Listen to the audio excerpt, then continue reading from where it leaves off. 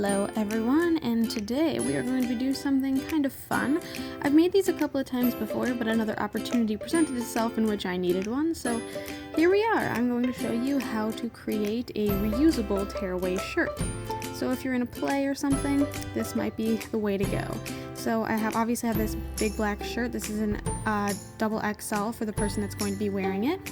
I got that for $3. I also got this roll of velcro, stick-on velcro for about $1 from Walmart, and this super glue. You can get this from the Dollar Tree for $1, or I just got this Loctite for I think $3 from Walmart, and of course a pair of scissors.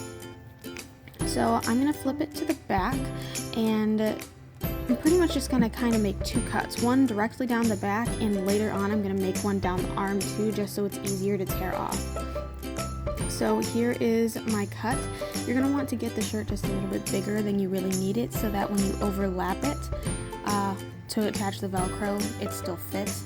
So I'm just going to cut this into like squares, little square pieces. They have pre-cut Velcro, but cutting it I think is a little bit cheaper. And I'm just going to attach them on either side of the flaps so that it creates a closure.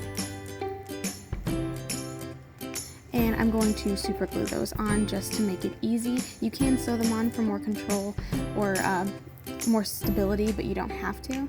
And then just off that cut, I'm going to make this cut down the back of the sleeve so that you can still see it, so that you won't be able to see it from the back.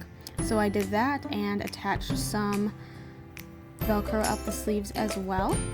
When you put it on, you should be able to turn around and not be super obvious and rip it right off. Thanks for watching, and I'll see you in the next video. Bye-bye.